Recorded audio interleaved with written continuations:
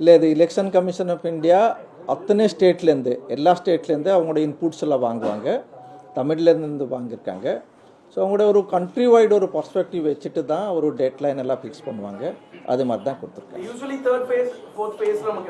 இல்லை அப்படி நம்ம சொல்ல முடியாது, அப்படி நம்ம இது பண்ணி சொல்ல முடியாது. லாஸ்ட் டைம் நம்ம செகண்ட் ஃபேஸில் இருந்தது, சொன்னாலும் நம்ம சொல்ல முடியாது.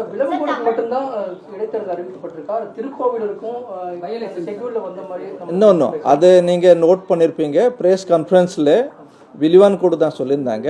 ப்ரெஸ் நோட்டில் அது அனெக்ஷரில் அது கரெக்டாக இருந்தது, ப்ரெஸ் நோட்டில் ஒரு அனெக்ஷர் இருந்தது, அதுலேயும் கரெக்டாக இருந்தது. நோட்டில் மட்டும் இப்போ மாற்றி அது கொடுத்துருக்காங்க. ஒன்லி விலிவான். ஆமாம், இப்போ பை எலெக்ஷன் அதுக்கு இல்லை,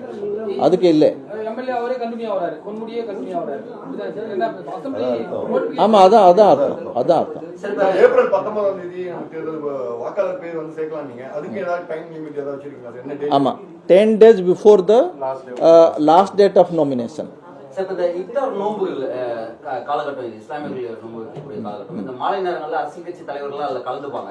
அதற்கான ஏதாவது தேர்தல் நடத்தி விதிமுறைகள் அதுக்கு அமல் அதில் இருக்குமா, இல்லை அந்த கலந்துக்கிட்டு ஏதாவது பரிசு பொருட்கள் வழங்கக்கூடாதா, இல்லை அந்த மாதிரி என்னென்னலாம் இருக்குது சார்?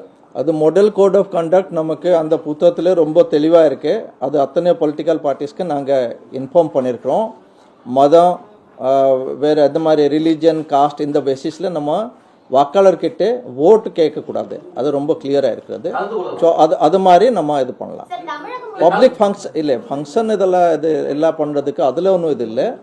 பட் அது வச்சுட்டு ஓட் வாங்குறதுக்கு அது பண்ணுறதுக்கு பிரச்சாரம் பண்ணால் அதுக்கு தடை இருக்கிறது. அது மாடல் கோட் ஆஃப் கண்டக்ட்ல ரொம்ப தெளிவாக இருக்கு. கலந்துக்கிறதுக்கு அந்த மாதிரி ஒன்றும் தடை இருக்கிற மாதிரி நமக்கு is there any restriction for that? Deep fake WhatsApp social media இப்போ வந்திருக்கு. டீப் ஃபேக்னு சொல்லி நிறைய வந்துருச்சு. அதுக்கு ஏதாவது அமெண்ட்மென்ட் இருக்கா சார் எம்சிசில? சோஷியல் மீடியா எப்படி ஹேண்டில் பண்ணணும்? இல்லை, டீப் ஃபேக் சோஷியல் மீடியாவில் வேறு ஏதாவது இது இருந்தால் கூட அதுக்கு சப்போஸ் எனி பார்ட்டி நம்ம எலெக்ஷன் கமிஷன் கிட்ட அது ரிப்போர்ட் கொடுத்தா அதுக்கு 2 வகையான நமக்கு ஃபாலோ அப் இருக்கும். ஒன், நம்ம போலீஸ் டிபார்ட்மெண்ட்டில் அதுக்கு சட்டம் இருக்கிறது. So they can give one take down order. அதை அவங்க விசாரித்து அது கரெக்டாக இருந்தால் அது டேக் டவுன் ஆர்டர் கொடுக்கலாம். ரெண்டாவது, சட்டத்தில் ஐபிசியில் வேறு திங்ஸ் எல்லாம் கூட இருக்குது, ஃபோர்ஜரி அந்த மாதிரி இதெல்லாம் இருக்குது, அதுலேயும் ஆக்ஷன் எடுக்கலாம். மூன்றாவது, எலெக்ஷன் கமிஷன் ஆஃப் இந்தியாவில் நேரில் நம்ம அதெல்லாம் பார்த்துட்டு அதில் எலெக்ஷன் கமிஷன் என்ன ஆக்ஷன் எடுக்கணுமோ அந்தந்த சோஷியல் மீடியா, சப்போஸ் ஃபேஸ்புக் இல்லைனா யூடியூப் யாரில் அது கேரி பண்ணியிருக்கலாங்களோ அவங்க கூட டிஸ்கஸ் பண்ணிவிட்டு as per the instructions of the as per the existing acts of the government அதெல்லாம் நடவடிக்கை.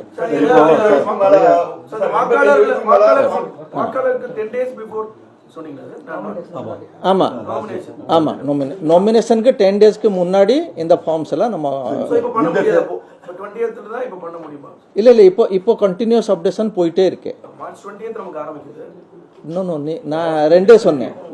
நம்ம எலக்ட்ரல் ரோலில் பேர் சேர்க்கறதுக்கு லாஸ்ட் டேட் ஆஃப் நாமினேஷனோட 10 நாள் முன்னாடி வரைக்கும் அப்ளிகேஷன் நம்ம கொடுக்கலாம். அது நாங்கள் கன்சிடரேஷன் ஜோனில் அது வாக்காளர் பட்டியலில் நம்ம சேர்க்கறதுக்கு முயற்சி செய்வோம். அதுக்கப்புறம் ஃபார்ம்ஸ் வந்தால் அது நாங்கள் அக்செப்ட் பண்ணுவோம். பட் அப்போ டைம் இருக்காது அது இன்க்ளூட் பண்ணுறதுக்கு. நான் இன்னொரு இது சொன்னேன், ஊனமற்றவர்கள் முதியோர்களுக்கு என்ன சொன்னேன்னாக்க அவங்க இப்போ ஃபார்ம் 12Dல எனக்கு ஒரு வீட்டிலே ஓட்டிங் பண்ணுறதுக்கு ஒரு ஃபார்ம் வேணும் சொல்லிட்டு ஃபார்ம் 12Dல அவங்க இது கொடுக்கலாம். அதுக்கு இப்போ என்ன இருக்குன்னாக்க 5 days after the date of notification அது வரைக்கும் இருக்கு. ஓகே, டேட் ஆஃப் நோட்டிஃபிகேஷன் நமக்கு 20ஆம் தேதி. அதுக்கு அடுத்த 5 நாள் வரைக்கும் அவங்க அந்த ஃபார்ம் டி பிஎல்ஓஸ் எல்லாம் வீடாக போவாங்க, அவங்க கையில் கொடுத்தா அவங்க அது நம்ம இதெல்லாம். சார், இந்த தேர்தலுக்காக எம்சிசியில் ஏதோ அமெண்ட்மெண்ட் எதுவும் கொண்டு வந்துருக்கீங்களா? புதுசாக ஏதோ ப்ரொவிஷன் வந்திருக்காங்க? Existing instructions. அப்போ வேறு ஏதாவது சேஞ்சஸ் பண்ணால் அது எலெக்ஷன் கமிஷன்